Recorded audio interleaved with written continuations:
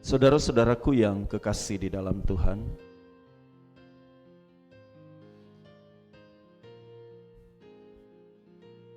ada sebuah potensi dalam kehidupan kekristenan, dan potensi ini akan sangat mengganggu kehidupan rohani, tidak hanya sekedar pribadi, tetapi juga pribadi umat, jemaat. Kalau dia seorang pemimpin, potensi ini akan mempengaruhi pertumbuhan iman jemaat.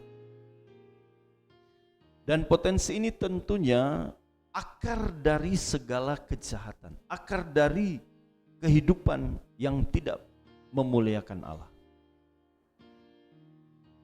Dan banyak di antara para pelayan, pemimpin, orang percaya sering tidak menyadari hal ini. Potensi ini akhirnya akan juga menghancurkan, memberikan dampak yang buruk dalam pelayanan. Ini yang saya maksudkan potensi adalah bagaimana kita memandang muka ketika melayani. Orang kalau memandang muka, saudara, dia suka memilih, dia suka layani orang yang dia rasa pantas untuk dilayani. Orang suka menghormati orang yang pantas untuk dihormati. Dia mencari atau dia melakukan apa yang menurut dia baik, nyaman, tetapi tidak menurut apa yang dikehendaki oleh Tuhan.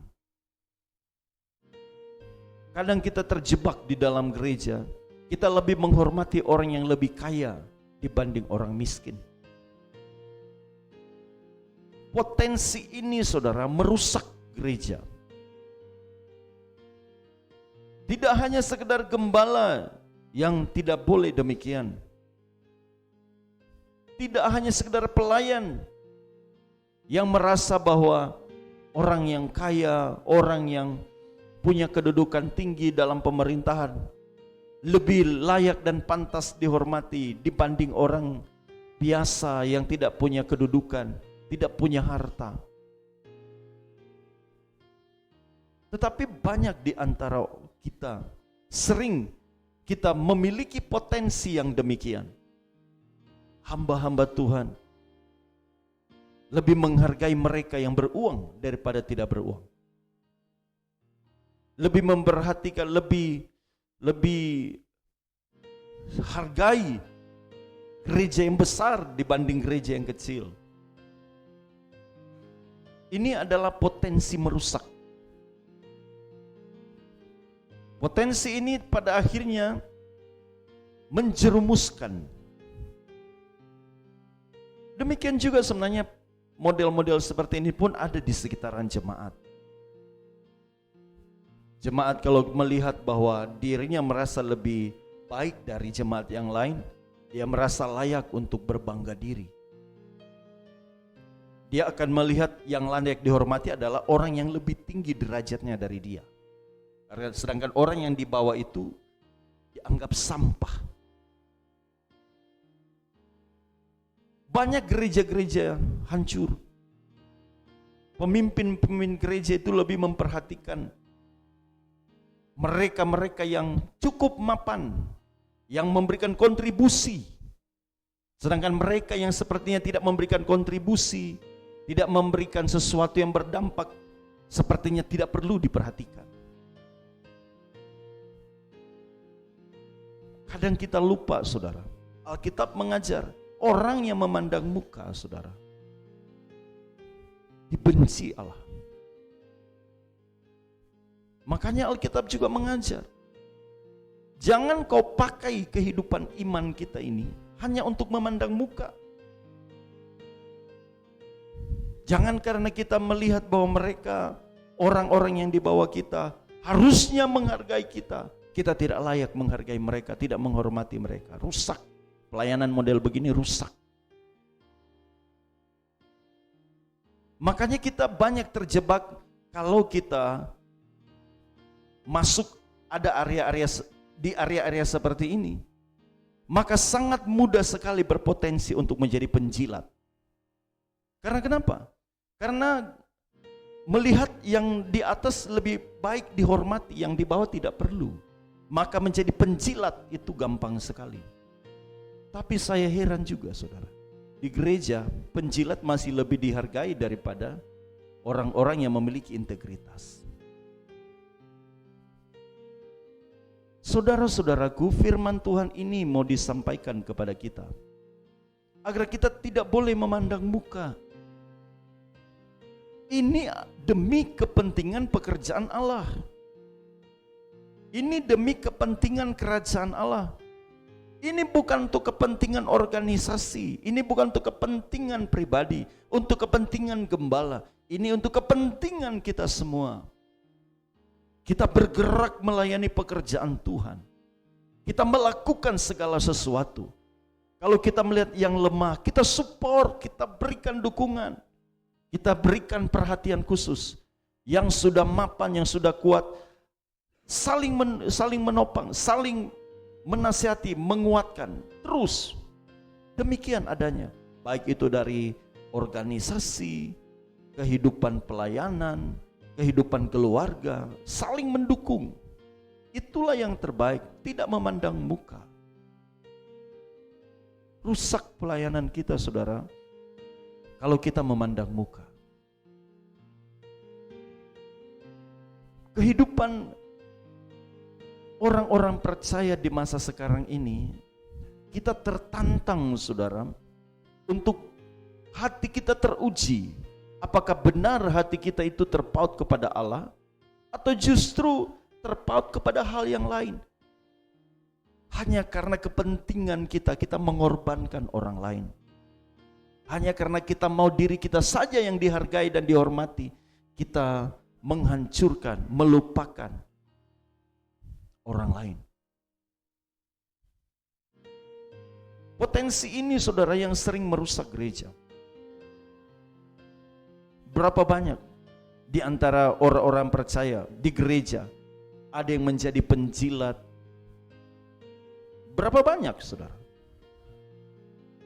Suka cari muka. Padahal mukanya ada saudara, tapi suka cari muka. Nah, kita mau diingatkan, karena membersihkan hati kita saudara, menjadikan hidup kita ini menjadi lebih baik, lebih benar di hadapan Allah. Tidak hanya sekedar kita bisa mengembangkan kapasitas dan potensi yang kita miliki untuk melayani Allah, tapi juga mengembangkan kehidupan etika karakter yang benar. Untuk berkenan di hati Allah saudara,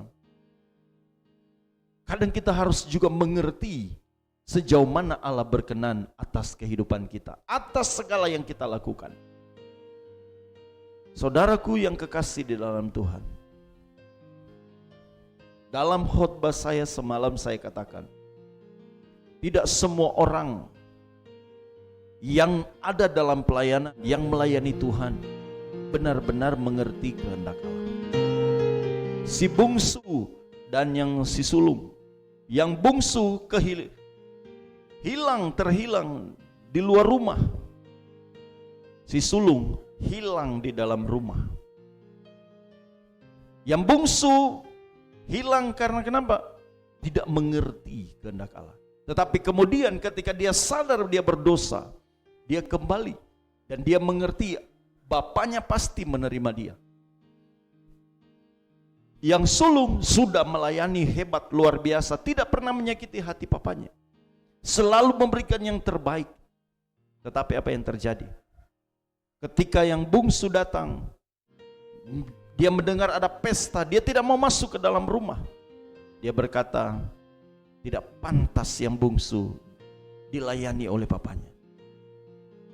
Dia tidak hanya sekedar tidak masuk, bahkan dia marah kepada papanya. Saudara, ini potensi yang akan menghancurkan pelayanan, menghancurkan kehidupan kita. Makanya tidak semua orang yang melayani benar-benar tahu kehendak Allah, benar-benar mengerti kehendak Allah. Maka kita butuh kesadaran diri. Potensi mencari muka, potensi memandang muka, itu sangat kuat menghancurkan gereja. Kenapa? Karena kita tidak mengerti kehendak Allah. Belajarlah kita mengerti kehendak Allah. Saudaraku, di masa-masa sekarang ini kita perlu mendekatkan diri kepada Tuhan, betul. Dan seharusnya semakin kita mendekatkan diri kepada Allah, seharusnya kita semakin tahu di mana kehendak Allah. Apa yang harus saya lakukan yang berkenan di hati Allah. Bukan apa yang kemauan yang saya mau lakukan, tetapi apa yang Tuhan mau. Allah kita tulus, Allah kita kasih. Maka kita pun harus terlahir menjadi orang yang percaya, yang tulus dan mengasihi. Dan Tuhan memampukan kita untuk bisa melakukannya. Tuhan menolong kita di sepanjang hari ini dan memberkati kita. Amin.